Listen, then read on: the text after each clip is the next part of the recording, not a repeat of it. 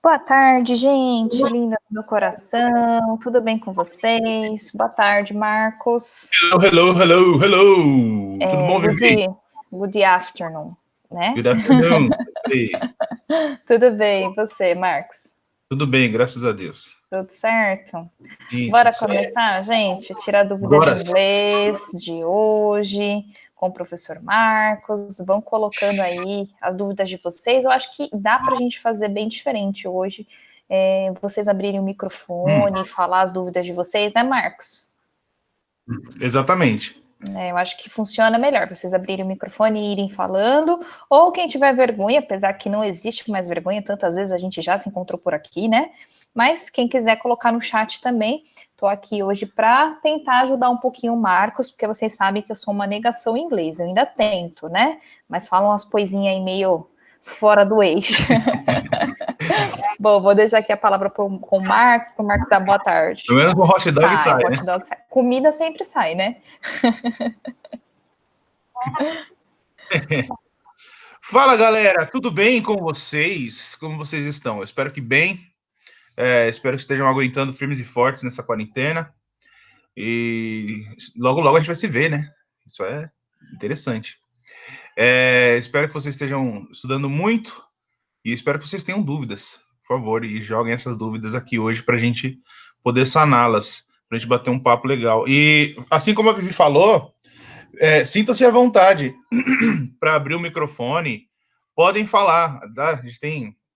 Eu sei que vocês morrem de vergonha, né? Vocês são pessoas super cheias de vergonha, não ligam as câmeras de vocês e tal. O pessoal não quer que vocês vejam ninguém de Bob, né? Mas tá bom. Apareçam aí, tá bom? Falem, tragam suas perguntas e vamos pensar junto. É isso aí.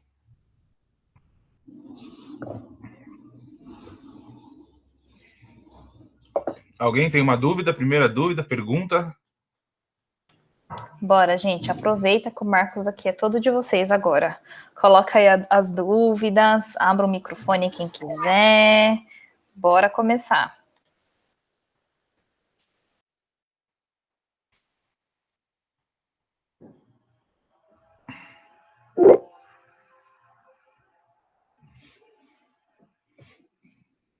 Eita, entrou uma pessoa com um nome diferente aqui.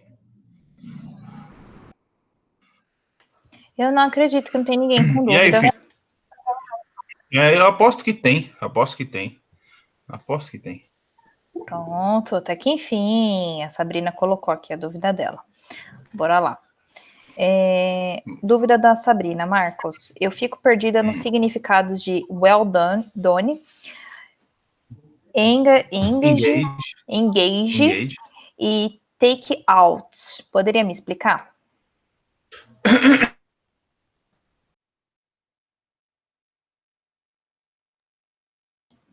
Marcos, você travou.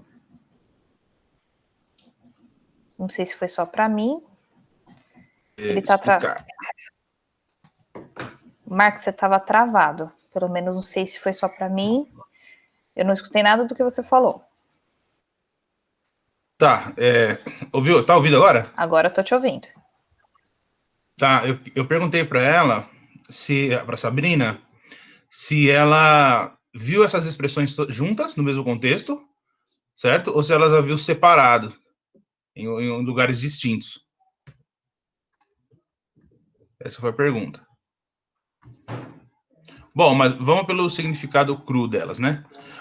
Well done é como se você dissesse bem feito, mas não o nosso bem feito de quando alguém se lasca, sabe? Se fala bem feito, né? O que na época da minha avó era tome cheiroso. Não é essa, não. Eu falo bem feito quando você realiza alguma atividade e eu te parabenizo pelo bom trabalho. Então eu digo, isso foi bem feito, muito bom trabalho, well done, certo? Eu estou te parabenizando, eu estou te elogiando. Então quando eu digo well done, estou falando, well done. Parabéns. Muito bom que você fez, certo? Bom, a expressão, qual é a outra? Eu tenho well done, engage. Engage tem vários significados, certo? Engage, por exemplo, engage é o se comprometer com alguém ou algo, certo? A gente pode começar por aí, né? quando você vai se tornar noivo de alguém, você vai fazer um noivado, por exemplo, você pode dizer que você vai get engaged or become engaged, certo? Então, quando você diz, por exemplo, você tem namorado, você fala, I have a boyfriend, tem namorada, I have a girlfriend. Quando você fala, eu tenho um noivo, né, ou uma noiva, que você fala fiancé, você pode dizer, eu estou noivo, eu estou noiva, I am engaged, certo?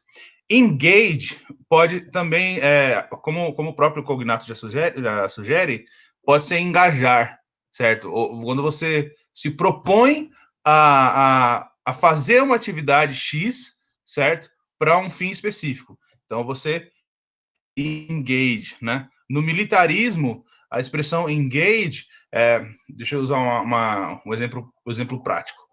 Quando numa guerra, um grupo de soldados está esperando para emboscar o outro, para atacar o outro, eles se comunicam com um quartel-general, com uma base, certo? E a ordem que essa base dá, que esse quartel-general dá para ir até aquele local e atacar aquele local é engage, certo? Então nós temos essas traduções aí para engage. E take out é atirar mesmo. Take out. Certo?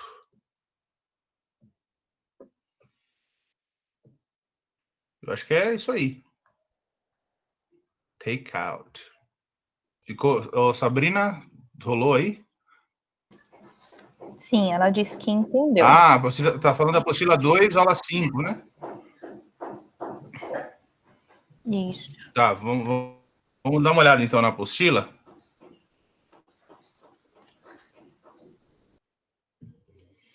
Eu vou abrir aqui para a gente poder discutir.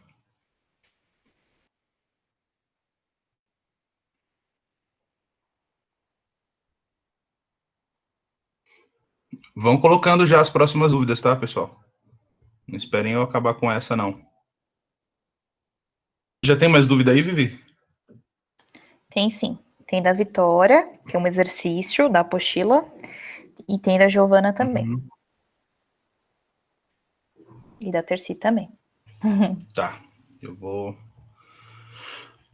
esperar abrir aqui a apostila. Vamos à apostila, abra. A Sabrina falou que essa estava na... Apostila 2, aula 5, exercício 1. Tá, apostila 2, aula 5.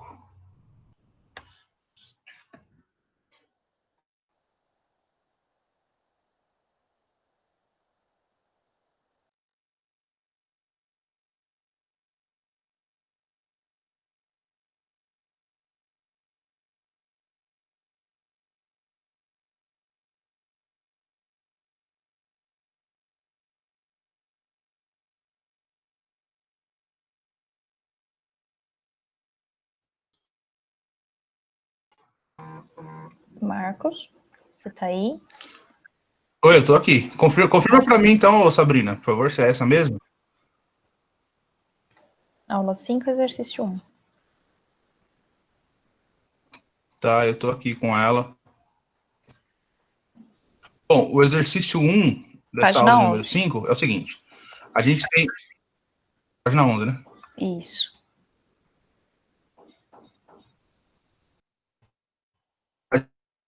Página 11, não é página 9? Página 11. Foi o que a Sabrina falou.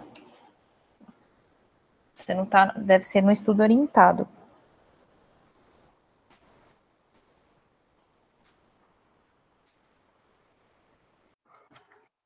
Sim, eu tô vendo aqui. É esse? Interrogativa usando o pronome she, negativa usando o pronome he, letra C, afirmativa usando o pronome they, e interrogativa negativa usando o pronome you. É essa que nós temos na página de número 11. É a apostila Atena mesmo, né? Isso. Vivi? Isso. Tá, essa que eu tô aqui mesmo. Bom, então vamos lá. Vamos lá, exercício de número 1. Acontece o seguinte aqui, você tem que extrair do texto, né? extrair do texto 4 verbos e fazer as seguintes frases. Uma frase, letra A, interrogativa usando o pronome she, a negativa usando o pronome he, uma frase afirmativa usando o pronome they, e uma frase interrogativa negativa usando o pronome you. Ah, tá. Achei. Aqui, ó, divide as palavras em 2 grupos de acordo com o exemplo.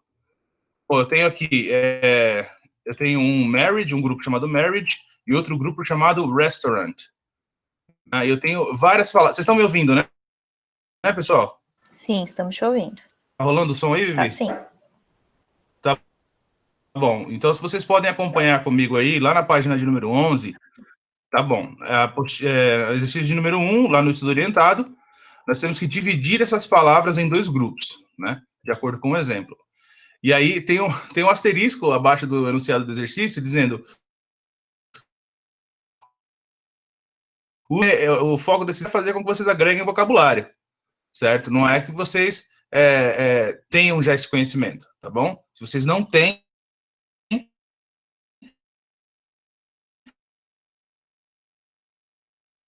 essa é a hora de adquirir esse conhecimento prévio, né, da língua.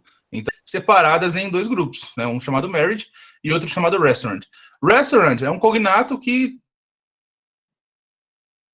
Marcos, você tá travando. Casamento. Vixe, e agora? Tô de volta? Agora você tá de volta. Tá, tô de volta. Então, eu tava falando de 2 grupos, né, um chamado marriage e outro chamado restaurant. Restaurant quer dizer restaurante mesmo, é um cognato. E também a palavra marriage, que significa casamento, ok? O matrimônio, certo? Então, acompanhem comigo aí. Eu tenho a palavra single. Poxa, single quer dizer solteiro, certo? Então, eu colocaria no grupo do marriage. Garlic é alho, então põe no restaurant. Onion ring, que são anéis de cebola, que eu adoro. Vai também lá para o grupo do restaurante. Priest, a palavra marriage. Ring é anel, já está lá no marriage. Quer dizer noivo, certo? Marcos, você tá travando bastante, a gente não tá conseguindo. Você tá pelo celular? Quem foi aí? Se você travou. Tá, eu vou sair e entrar de novo aqui. Acho que fica melhor. Melhor, peraí.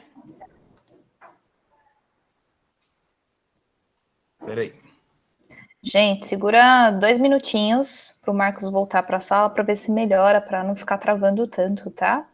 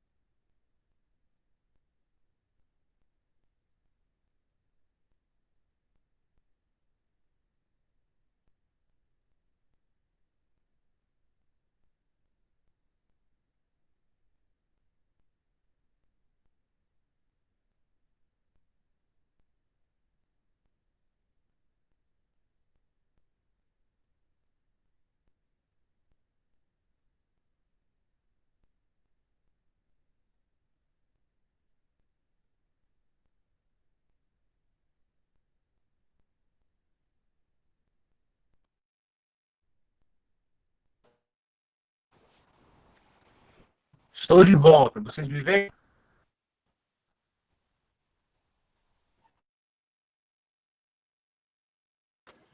A gente te vê, mas você ainda tá travado, pelo menos para mim. Vivi? Oi? Marcos? Oi? Foi, eu acho que agora Tá me foi. ouvindo? Tô te Oi? ouvindo. Tá, tô aparecendo então. Tá aparecendo. Não estou travado. Tá bom. Por enquanto, não. Então vamos lá, vamos continuar. Tá, vamos continuar. Eu parei na palavra groom. A palavra groom quer dizer noivo, ok? Noivo. Então, não tem nada a ver com restaurante. Aí, vem a expressão well done. Então, nós temos um outro significado para a expressão well done aqui. A expressão well done quer dizer bem passado. Sabe quando você vai comer carne, você vai no churrasco e você gosta da carne bem passada? Tá? Você gosta da carne bem assadinha, né? Não gosta dela meio crua? É isso que você está dizendo quando você diz well done. Ok? A expressão well done quer dizer isso, quer dizer bem passado. E aí a gente tem várias nomenclaturas, né, para cada tipo de carne. Né? Tem medium, que quer dizer médio, né, que é ela nem muito passada, nem pouco passada. Tem o rare, que é bem mal passada, certo? Tem o done e o well done. Well done é bem passado. Bride quer dizer noiva, certo? Cup of tea, que é xícara de chá, né, literalmente. String beans é vagem, né, que a gente gosta. Eu gosto de vagem. Married é casado, divorced é divorciado. Fiancé, lembra que eu falei de ter um noivo ou uma noiva? A palavra fiancé quer dizer noivo, certo? Noiva. Então você coloca lá no grupo do marriage.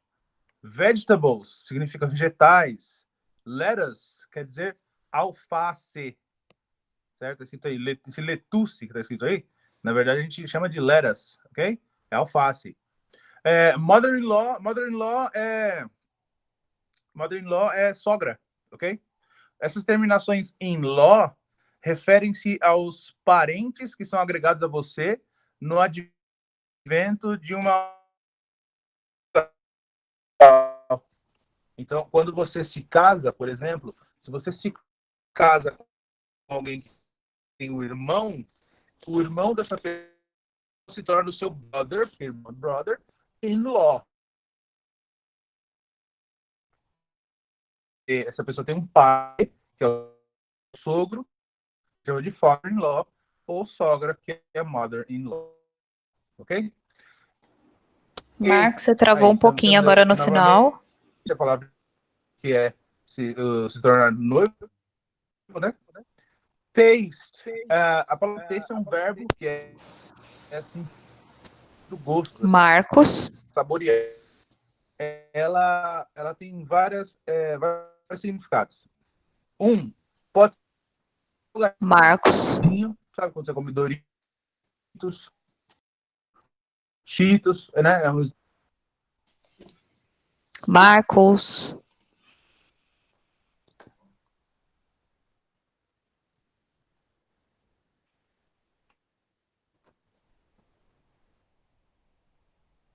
Oi? Tá me ouvindo? Eu tô há um tempão te chamando aqui. Oi, tô aqui, tá me ouvindo? Tô, mas tá travando Poxa bastante. vida. Hoje tá difícil, né? Hoje tá difícil. Você tá pelo notebook, Marcos?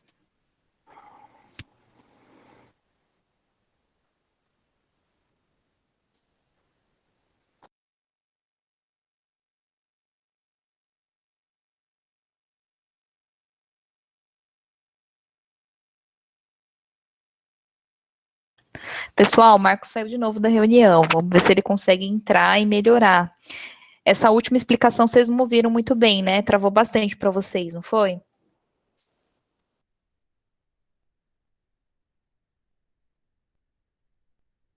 Agora você está com o microfone desligado, Marcos. E agora? Agora a gente está te ouvindo. Claramente? Sim. Tá. Então, estamos todos nos vendo e ouvindo claramente.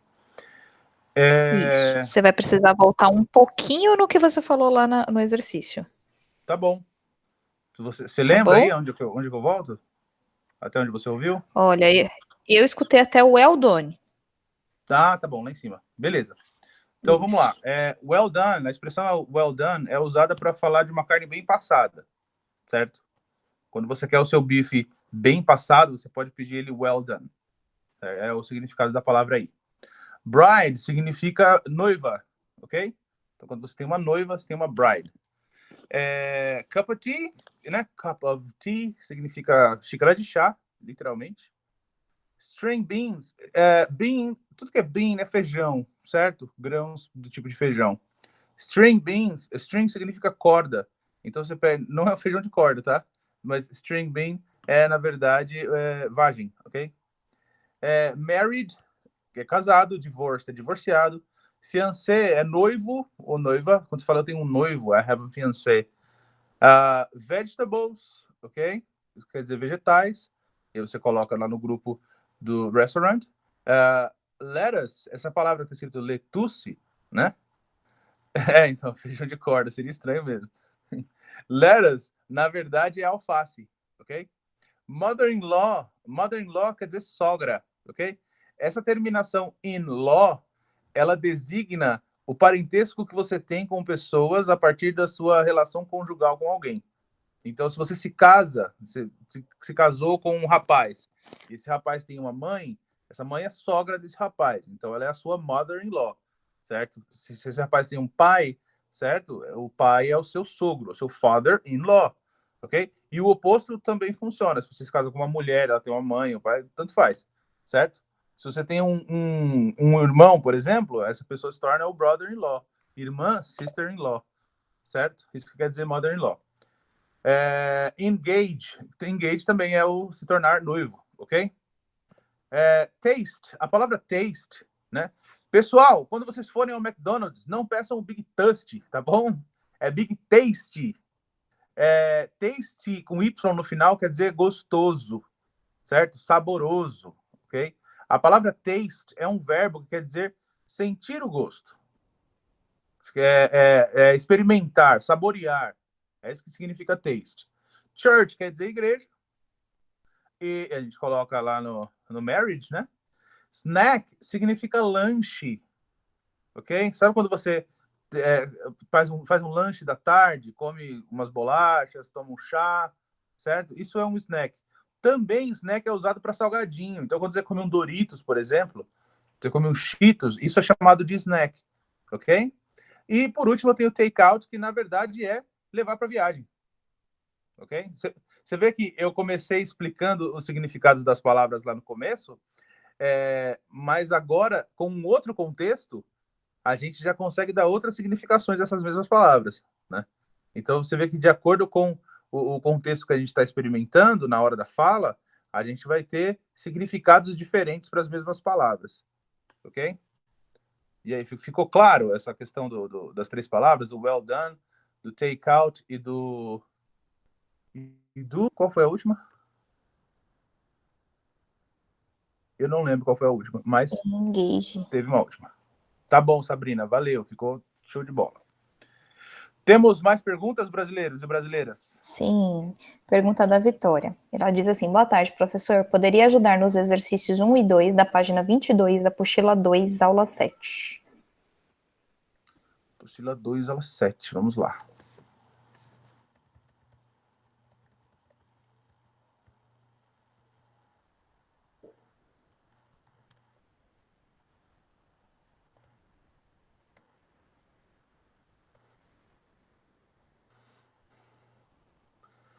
Vivi, você pode repetir para mim, por favor, qual é o exercício? Posso? Vamos lá. Exercícios 1 e 2, aula 7. Certo. Caderno 2, estou aqui já. Isso, eu vou compartilhar aqui também, tá? Show.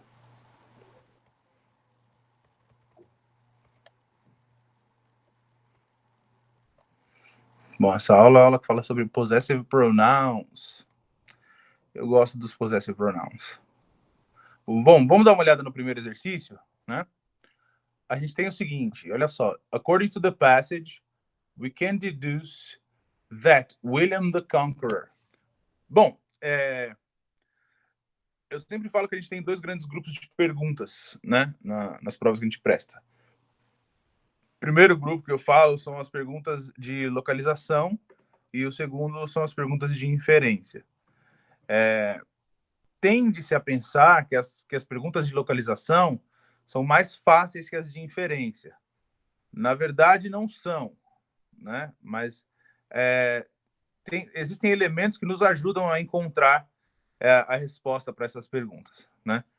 Primeiro, lá no próprio enunciado do exercício, a gente vê o seguinte: de acordo com a passagem, de acordo com esse texto, né, nós podemos deduzir que William the Conqueror, e aí eu tenho entre parênteses line 2, né, eu tenho linha 2, e isso é o meu enunciado dizendo que o que eu quero se encontra na linha 2.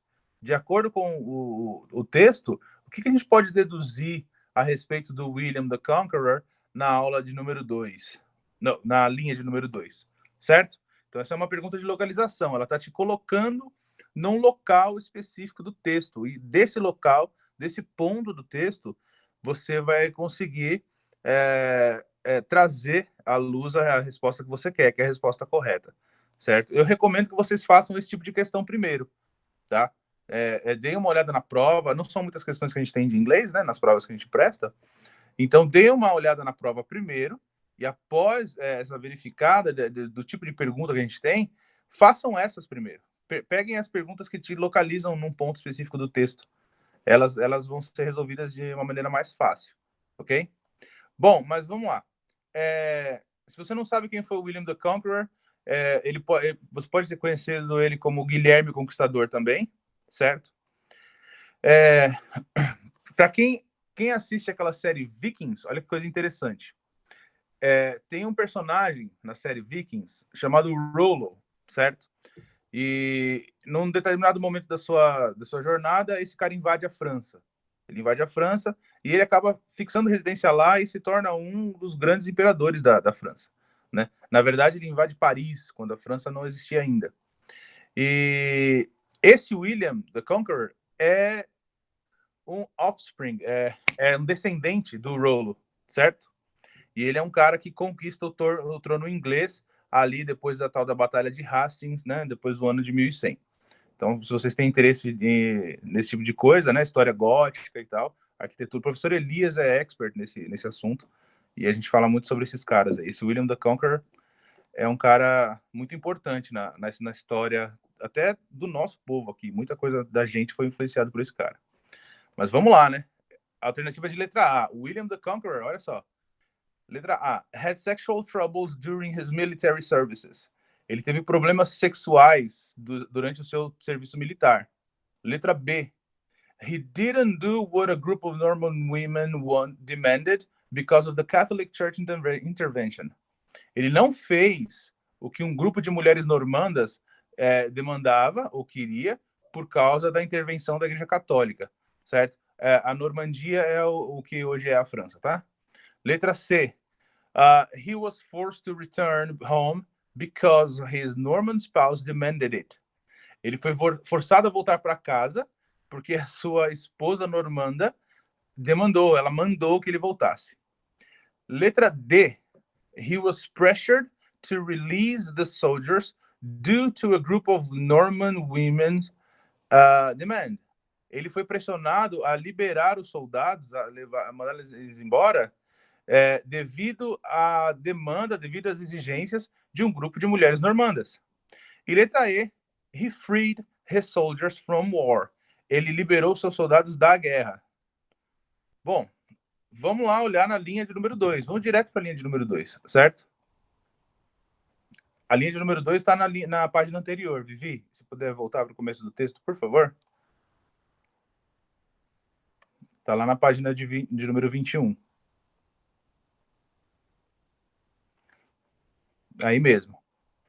Bom, vamos lá, do começo do texto, tá? Vamos pegar da linha de número 1.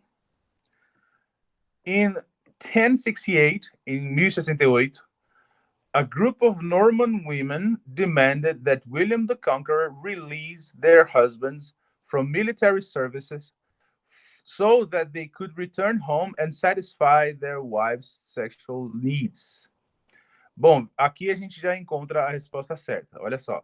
Em 1068, um grupo de mulheres normandas exigiu que William the Conqueror liberasse os seus maridos do serviço militar para que eles pudessem voltar para casa e satisfazer as suas necessidades sexuais. É isso que o texto está dizendo. Então, vamos ver qual é a alternativa que corrobora esse pedaço do texto. Bom, letra A, né? Vou esperar a Vivi voltar, hein? Aí, letra A. He had sexual troubles during his military services. Ele teve problemas sexuais. Não, não é isso que a linha 2 diz, tá? Pessoal, é importante salientar que nós estamos falando aqui da linha 2, tá? Então, a gente tem que procurar a resposta e tirar essa resposta desse ponto do texto que o enunciado está dando para a gente, tá bom? Bom, ele não tinha problemas sexuais no seu serviço militar. Letra B, ele não fez o que o grupo de mulheres normandas demandou. Na verdade, não. Ele fez sim. Letra C, he was forced to return home because his Norman spouse demanded it. Ele foi forçado a voltar para casa porque a sua esposa mandou. Não é isso que diz também a linha 2. Letra D, veja só a letra D. He was pressured to release the soldiers due to a group of Norman women's demand. Ele foi pressionado a liberar os soldados devido às demandas de um grupo de mulheres normandas. É isso que está acontecendo. Se a gente volta lá para a linha de número 2, a gente vê o texto dizendo que as mulheres demandaram, ou elas exigiram que o William the Conqueror liberasse os seus maridos do serviço militar para que eles pudessem voltar para casa, certo? E aí, a última alternativa, que pode confundir a cabeça da gente, não é correta. Olha só. Letra E. He freed his soldiers from war. Não, ele não libertou os seus soldados da guerra. Eles não estavam presos, ok? Eles foram liberados para voltar para casa, tiveram uma folga. Foi isso que aconteceu. Então, a resposta correta é a resposta de letra D, ok? A gente consegue ver aí na apostila. Certo? Eu vou passar para a questão de número 2, tá? Bom, veja só. Número 2. According to the passage, the Catholic Church, now line 5, né? De acordo com a passagem, a Igreja Católica, agora na linha 5, ok? Letra A. Stated that the Virgin Mary became pregnant through her ear. A Igreja Católica, olha só, a Igreja Católica afirmou que a Virgem Maria se tornou grávida ou engravidou. Tough e hard são sinônimos, sim, depende do contexto, tá? Por exemplo, se eu falo I am a tough guy, eu sou um cara durão, entendeu? Sou duro na queda. Mas aí eu não uso hard, né? Porque quando eu falo hard, eu sou uma pessoa difícil de lidar, entendeu? Bom, vamos continuar. A Igreja Católica, na letra A, afirmou que a Virgem Maria engravidou pelo ouvido. Olha só onde vamos, né? Letra B. A Igreja Católica obliged Virgin Mary to conceive her son in public. Ela obrigou a Virgem Maria a conceber o seu filho em público. Letra C. The Catholic Church determined that all women should have their ears covered in public before conceiving a baby. A Igreja Católica determinou que todas as mulheres deveriam cobrir os seus ouvidos, as suas orelhas, em público antes de conceber um bebê, antes de ter um filho. Letra D. The Catholic Church decreed that Virgin Mary had to cover her child from the public. A Igreja Católica decretou que a Virgem Maria tinha que cobrir o seu bebê do público, certo? E letra E, the Catholic Church influenced Virgin Mary to cover their secrets from public. Pessoal, vamos pensar aqui um pouquinho, tá? Antes da gente ir para o texto, certo? A gente está falando de Virgem Maria e Igreja Católica, certo? A Igreja Católica é uma igreja cristã, ok? O cristianismo só pode ter surgido depois de Cristo, certo? Cristo é o filho da Virgem Maria. Então é impossível a Igreja Católica ter qualquer influência sobre a concepção da criança ou sobre o que se fez com ela depois que ela nasceu, porque não existia Igreja Católica, certo? O que existia era só o judaísmo, não existia cristianismo. Então o cristianismo ele é depois de Cristo. Logo, então eu pego, por exemplo, a alternativa de letra B. A Igreja Católica obrigou a Virgem Maria a conceber em público. Isso é impossível, certo? Porque na época em que a Virgem Maria estava para conceber, não existia Igreja Católica. Letra C. a Igreja Católica determinou que todas as mulheres deveriam cobrir os seus ouvidos em público antes de conceber um bebê. Então, eu tenho aqui alternativas A e C, que são uma possibilidade, ok? São uma possibilidade. Letra D, a Igreja Católica decretou que a Virgem Maria devia ou tinha que cobrir o seu filho do público. Isso é impossível, porque antes do bebê da Virgem Maria não existia Igreja Católica, certo? E letra E, desculpa, a Igreja Católica, influenced Virgin Mary to cover their secrets from public. A Igreja Católica influenciou a Virgem Maria a a esconder os seus segredos do público. Gente, de novo, é impossível a Igreja Católica influenciar uma pessoa antes de existir, certo? Então a gente tem aqui alternativas de letra A e letra C, que são as possíveis, tá bom? Pela lógica.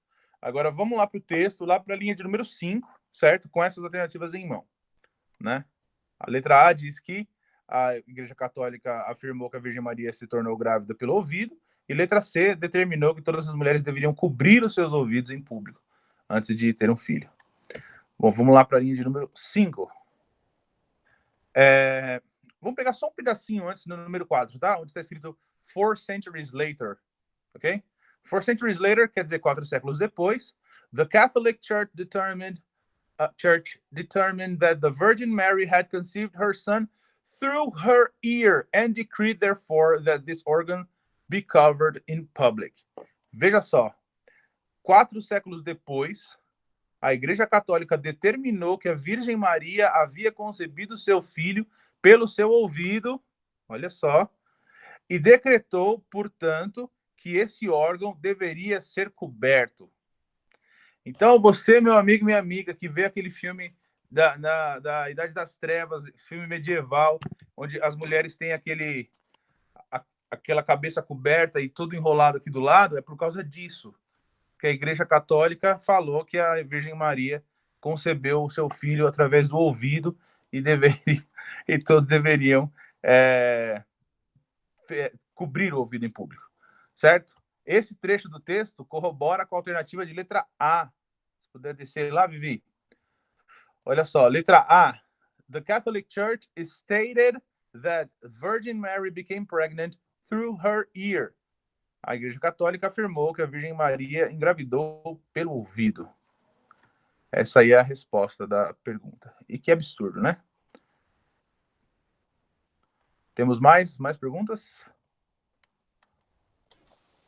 Sim, bora lá. Pergunta da Giovana. Prof, tem um pouco de dificuldade em diferenciar as congetionalsus com, sei lá, a segunda e a terceira.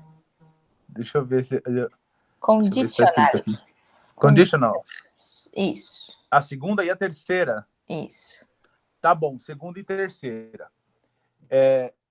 Giovana, né? Giovana, minha querida, linda, maravilhosa, pensa comigo, certo? O que acontece na segunda e na terceira? Elas são parecidas em uso, certo?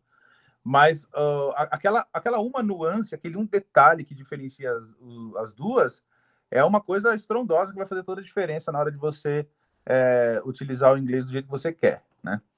Então, vamos recapitular primeiro.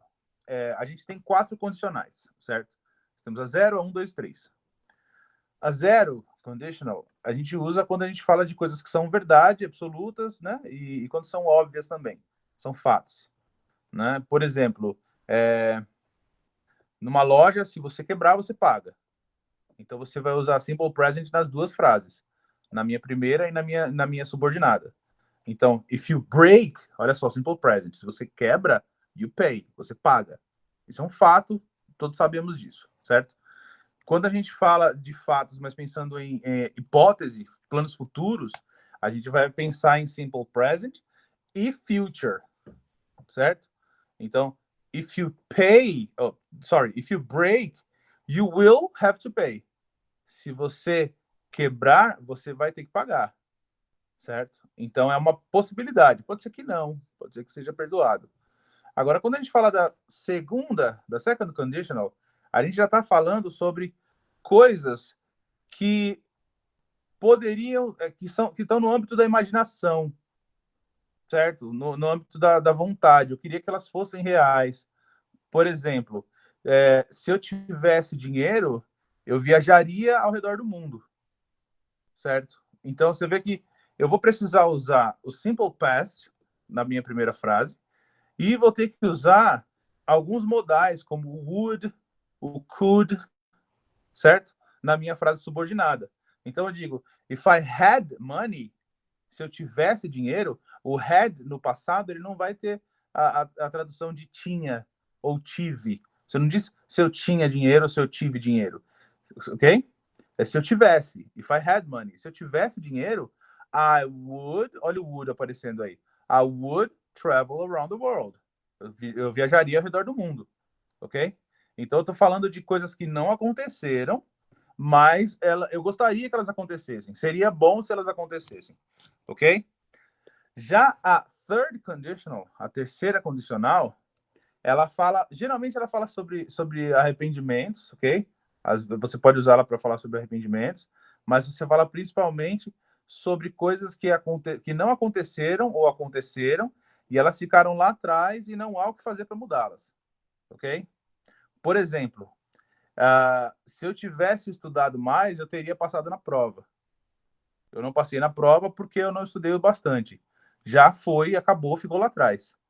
Eu vou representar essa situação, vou representar esse contexto, fazendo uso de duas estruturas que a gente já estudou em umas aulas anteriores. Vocês podem voltar lá no portal, lá as aulas estão postadas.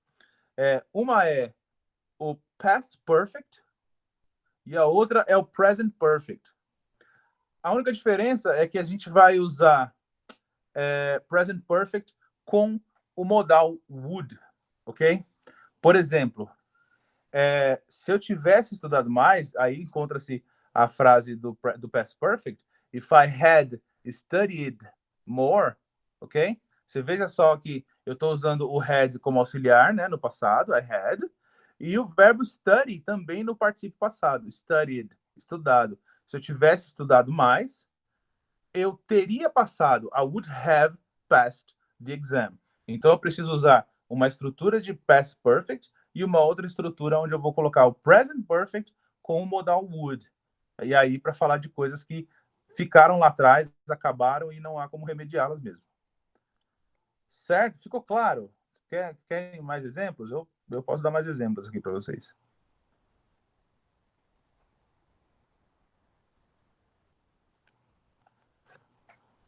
Povo, cadê vocês? Só ficou claro.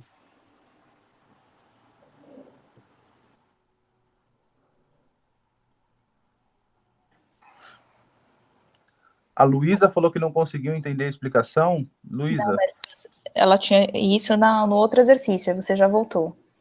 Ah, tá. Mas aí ela entendeu agora. Sim, porque foi no exercício que você tinha travado. Ah, beleza. Já podemos ir para o próximo, Marcos. A Giovana, pode dar mais exemplos. Ah, não podemos não, então pode dar mais exemplos. Ela falou, entendi, mas pode dar mais exemplos, fica à vontade. Bom, vamos lá.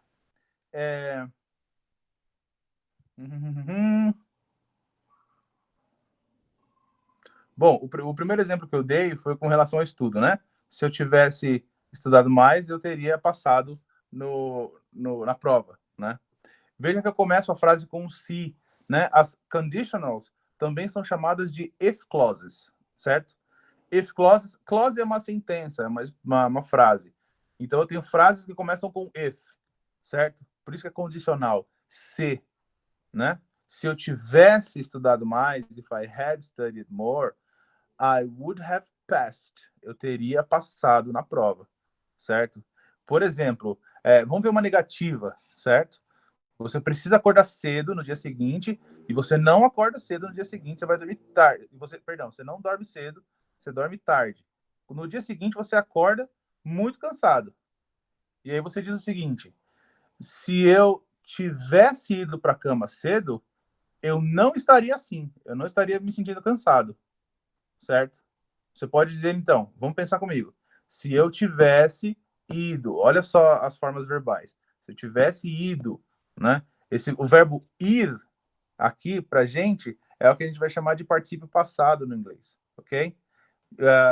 O ir em inglês é go, e a gente sabe que o particípio passado de go é gone, certo? Então, será que eu posso dizer if I had gone to bed early? Posso. Se eu tivesse ido para a cama cedo, if I had gone to bed early, I wouldn't be feeling like this. Ok? Eu posso dizer, eu não estaria me sentindo assim. Ok? I wouldn't feel like this. Olha só. Eu não posso usar I wouldn't feel like this, porque I wouldn't feel like this é uma expressão de second conditional. Então, eu preciso melhorar. Você entendeu aí quando eu falo I wouldn't feel? Eu estou colocando o verbo would, o modal would, né? E estou colocando o verbo feel na sua forma básica. Eu não posso usar isso assim, certo? O should também não. Você pode usar, mas sem ser em frases como o simple past, como eu estou usando agora. Você tem que usar o present perfect. Então, por exemplo, eu posso dizer, eu não teria acordado. Ó, isso aqui eu posso dizer. Se eu tivesse ido para a cama mais cedo, eu não teria acordado cansado, certo? If I had gone to bed early, se eu tivesse ido para a cama cedo, I wouldn't have woken up so tired.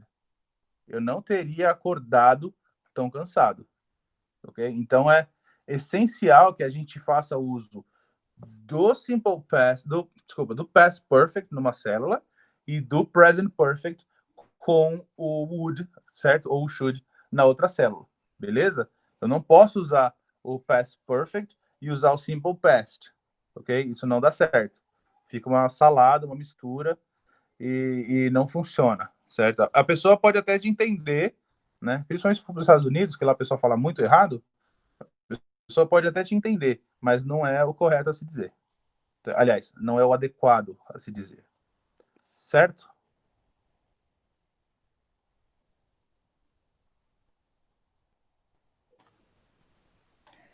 Próxima dúvida, Marcos. Temos mais dúvidas? Temos bastante. Manda lá. Vamos lá. Deixa eu achar aqui. Da Terci. Professor, poderia explicar sobre indefinidos pronomes? Poderia. Indefinite pronouns. Tem uma linda e maravilhosa aula sobre esse assunto lá na plataforma. Vocês podem sempre estar revisitando, mas vamos falar sobre indefinite pronouns. Deixa eu abrir aqui na aula que a gente vê os indefinites.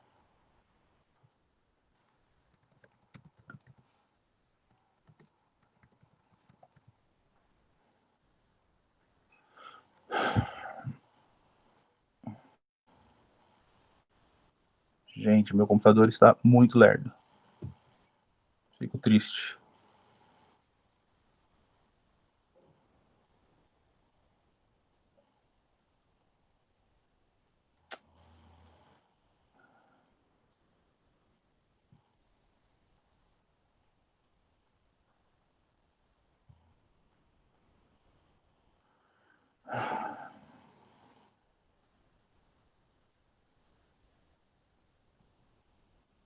Só um momento, pessoal. Espera aí.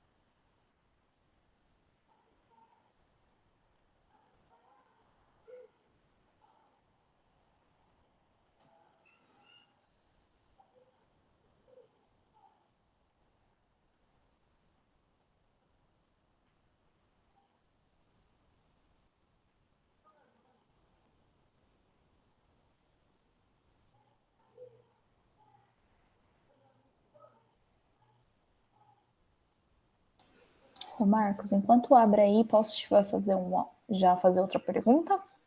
Pode sim. Ó, Chogi, não sei pronunciar, e hard são sinônimos? Sim, apareceu essa pergunta, eu respondi. Tough e hard são sinônimos, sim, dependendo do contexto.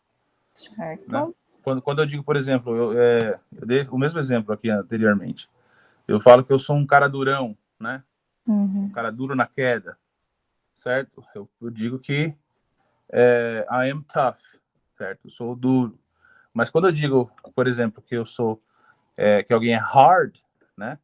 Essa pessoa, por exemplo, that guy is a hard guy, né? Ele é um cara difícil, um cara duro, difícil de lidar, entende?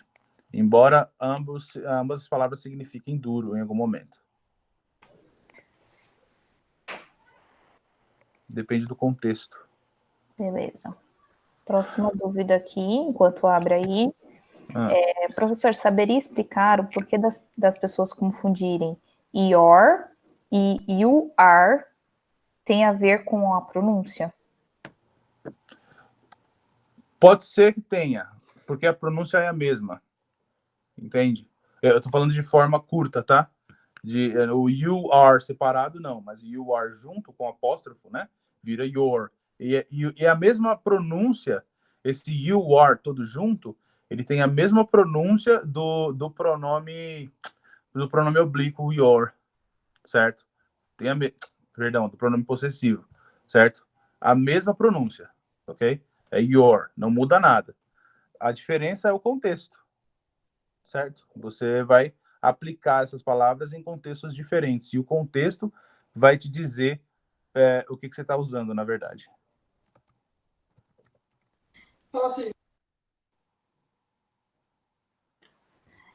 Felipe, você colocou também aqui uma pergunta, que é a apostila 2, exercício 2, eu preciso saber só qual é a aula, tá bom? Coloca aqui no chat qual que é a aula. Aula 7. Aula 7, exercício 2, né? Vamos abrir lá. A gente fez esse exercício, não fez? Eu ia falar isso, a gente acabou de fazer esse, não foi? Acabou de fazer. É que eu perdi o exercício. Tá, então vamos voltar lá. Vamos voltar.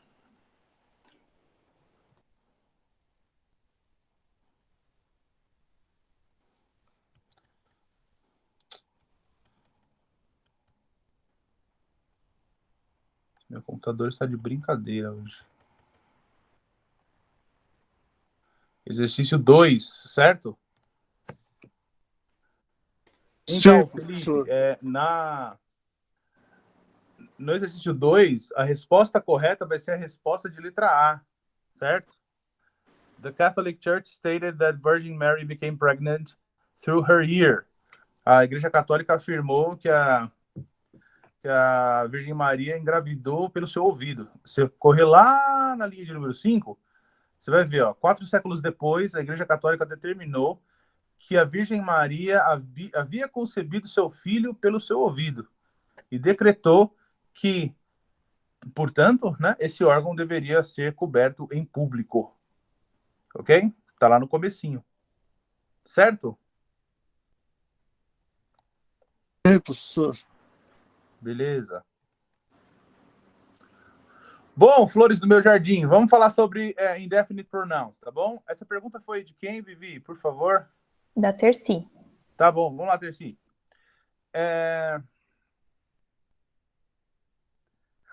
Olha o Felipe escrevendo em inglês. Felipe é o mala, né, cara? Olha que barato. I started studying English a few days ago, but now I have difficulty to use his, her. Caramba, cara. Você escreveu tudo isso e começou há dias atrás? Tá? Mais do que ótimo, hein? Já vou falar sobre esses pontos aí. Vamos lá, indefinite pronouns. Bom, vamos entender primeiro sobre some and any, tá bom? Vamos pensar em some e any. Existem várias regras que a gente usa para falar de some e any, e também sobre no, certo? Essas regras, elas têm que ser consultadas, ok? Porque se eu ficar aqui explicando cada uma delas, eu vou sair daqui às 8h30 da noite e vocês não vão ter aprendido, porque a gente precisa de prática mesmo, tá? Então, vamos lá, grosso modo. Vamos separar por afirmativo, negativo e interrogativo, ok? Vamos lá, afirmativo. Eu sempre vou usar some com frases afirmativas. E aí o some vai significar algum, alguma, alguns, algumas, ok? Então, quando eu digo eu tenho alguns amigos, I have some friends, ok? Vamos pensar em contáveis, tá bom? Coisas que não se conta. Dinheiro, por exemplo. Você não conta dinheiro, você conta dólares, conta reais, ok? Conta yuans, rúpias e por aí vai. Você não conta dinheiro. Ninguém fala um dinheiro, dois dinheiros, três dinheiros. Então, quando você fala, eu tenho algum dinheiro comigo, você pode falar, I have some money here with me, ok? Agora, quando eu vou trazer isso para outras células, né? Eu posso usar, por exemplo, a palavra thing. A palavra thing quer dizer coisa. Então, se eu digo something, quer dizer alguma coisa ou algo. Eu posso usar isso com body. Sempre que eu usar body ou one, eu estou falando de pessoas, alguém, certo? Someone, né? Somebody, certo? Lembra da música do Queen, né? Can anybody find me someone to love, né? So, somebody to love. Alguém pode me encontrar uma pessoa para amar, né? Esse somebody quer dizer alguém, ou uma pessoa. Quando a gente fala de some como pergunta, a gente não pode usar some como pergunta, mas quando se oferece algo, quando você... imagina você está comendo um chocolate, você me oferece esse chocolate, essa oferta que você faz, ela é feita com some, certo? Esse é o único caso aí onde você vai usar some na pergunta, quando você está oferecendo alguma coisa, ok? Já o N, vamos pensar no N. N significa qualquer, ok? Então, quando você fala de anything, pode ser qualquer coisa, ok? Quando você fala de anybody, pode ser qualquer pessoa. Anyone, qualquer pessoa. Mas, isso é na frase afirmativa, ok? Quando você usa N numa frase negativa, esse N não vai significar qualquer, mas vai querer dizer nenhum. Por exemplo, quando eu digo I like any kind of music, ok? Eu gosto de qualquer estilo musical. Eu não tenho uma preferência. Agora, se você abre a minha geladeira e fala assim, there isn't significa não há, não existe, não tem. There isn't any milk, certo? Com substantivos incontáveis, eu geralmente preciso usar uma partícula que transforme-os em contável, tá? Ou some, ou N, por aí vai. No caso do milk, eu estou falando de negativa, tem que ser N. There isn't any milk. Estou dizendo que não tem leite na minha geladeira. Não tem nenhum leite na geladeira. Ok? Então, você vê que quando eu uso o N na afirmativa, ele quer dizer uma coisa. Quando eu uso o N na negativa, ele quer dizer uma outra coisa diferente. Ok? E aí, o mesmo esquema, tá, gente? Anybody, anyone, ok? Anywhere, né? Qualquer lugar. Ok? O no, por sua vez, né? O no, você já sabe o que significa não. Ok? Então, pensa bem. Gente, essa palavra no, ela é pequenininha, mas ela é muito poderosa, tá? E ela é cheia de significado. Quando a gente fala de no, a gente está pensando já numa negativa, ok? Então, pense comigo. Em inglês, existe uma coisa chamada double negative, certo? Que é o duplo negativo. Duplo negativo não pode acontecer em inglês. Quer ver um caso de duplo negativo que pra gente aqui, nós falantes de português, é uma coisa normal? Por exemplo, o que você fez ontem, Marcos? Ontem eu não fiz nada, certo? Eu dizer eu não fiz nada, em inglês, seria um erro, seria uma dupla negativa. Porque, na lógica da língua, se eu não fiz nada, quer dizer que eu fiz alguma coisa. Entendeu? Então, eu não posso usar o nothing, que na verdade é o no, com o thing, né? Lembra que o thing quer dizer coisa? Então, o no mais o thing vira não coisa, ou coisa nenhuma, ou nada, como é a palavra nothing. Ok? Então, se eu penso, por exemplo, vamos pensar numa frase negativa. Pô, isso mesmo aí, ó. I did nothing. Exatamente. Eu fiz nada. Você teria que dizer eu fiz nada. Certo? Porque se você fala I didn't do, eu não fiz, aí você não pode mais colocar nothing. Você tem que colocar eu não fiz coisa alguma. Esse coisa alguma, ele vai ser representado por anything. Então, ou você diz I didn't do anything, que quer dizer eu não fiz coisa alguma, ou eu não fiz nada, para a gente transliterando para o português, ou você diz I did nothing, ok? Quer ver? Isso acontece muito, cara. A gente vê muita música assim, né? Por exemplo, tem uma cantora chamada Whitney Houston, né? Eu não sei se vocês vão lembrar da Whitney Houston, mas procurem, ela é maravilhosa. E ela tem uma música cujo refrão termina dizendo assim, I have nothing if I don't have you. Né? Aquela música, I have nothing, nothing, nothing if I don't have you. Ok. Bom, I have nothing. Não soa estranho pra gente dizer eu tenho nada?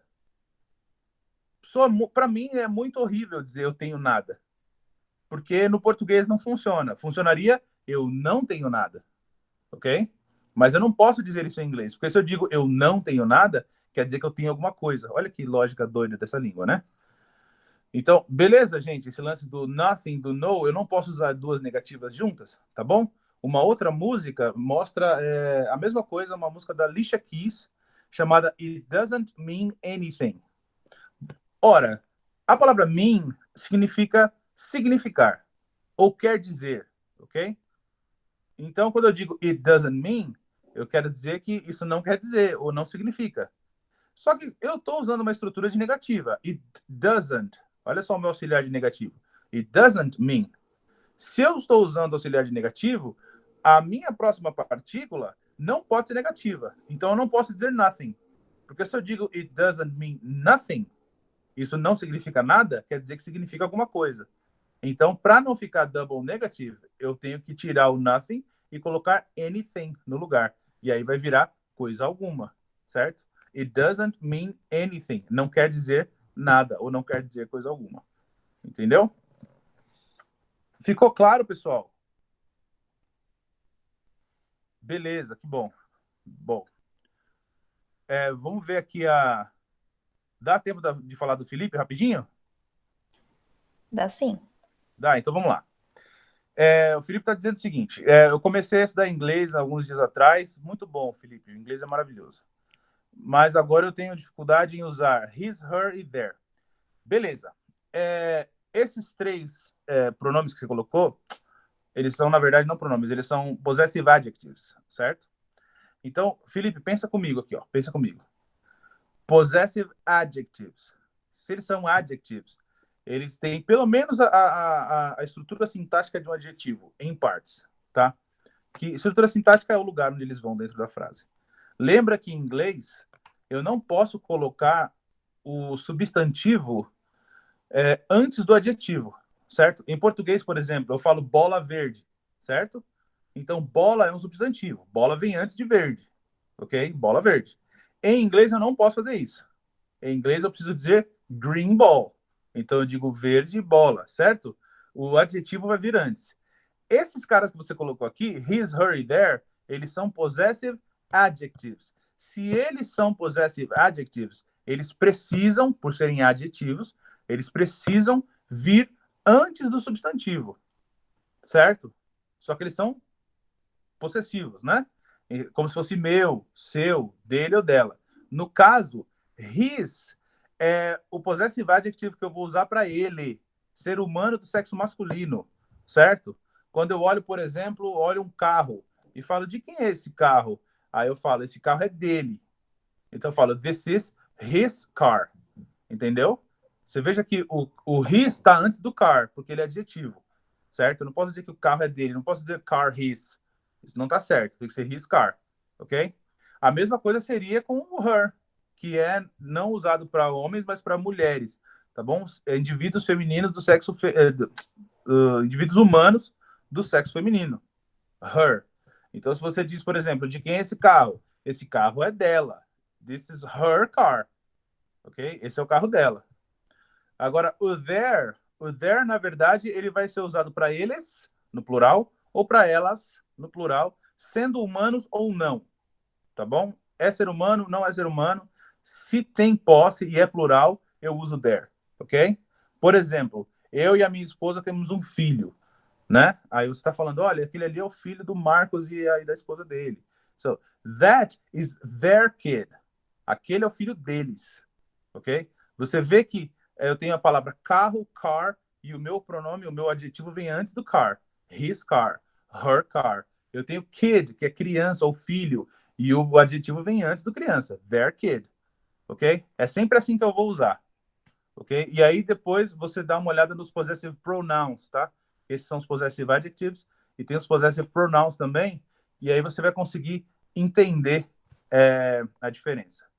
Ó, estão perguntando aqui sobre o him, né? O him é pronome oblíquo, certo? Ou que a gente chama em inglês de object pronoun, certo? Por exemplo, lembra daquela música... falou, Felipe. Tamo junto. Baby, if you give it to me, I'll give it to you, I know that you want. Lembra dessa música? Acho que é da Mariah Carey. Então, give it to me, certo? Dê para mim. Não é give it to I, ok? Então, eu sempre tenho subject pronouns, uma coluna com subject pronouns e uma coluna com object pronouns, certo? Sempre que a pessoa de quem eu falo for o objeto na minha frase, não o sujeito, certo? Vou usar o him que você colocou aqui como exemplo. Eu digo, por exemplo, eu o amo, né? Não é para não falar eu amo ele, tá? Eu o amo. Então, quando eu digo eu o amo, eu estou me referindo a ele, mas eu não posso usar he, porque he é subject pronoun. Ele é um pronome do caso reto, ele é sujeito da frase, certo? Então, quando eu digo eu o amo, eu tenho que dizer I love him, certo? O him tem que ir lá no final, certo? Ó, a mesma coisa, a mesma lógica com they e o them. É a mesma lógica, certo? Vamos pensar em duas pessoas, então. Eu os amo, certo? Eu não digo I love they, eu digo I love them, ok? Agora, se eu digo eles me amam, aí eu tenho que usar they. Porque eles, nesse segundo caso, eles vai ser o sujeito da frase. They love me. Veja só que eu não uso mais I, they love I. É they love me. Porque agora o eu é o objeto da frase. Ok? Eu acho que é isso aí.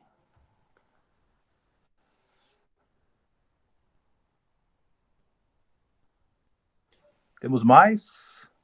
Finalizamos, Ficou Marcos. claro? Oi? Ficou claro. Aí você perguntou se tinha mais, eu falei que não, que a gente finalizou. Tá bom, beleza.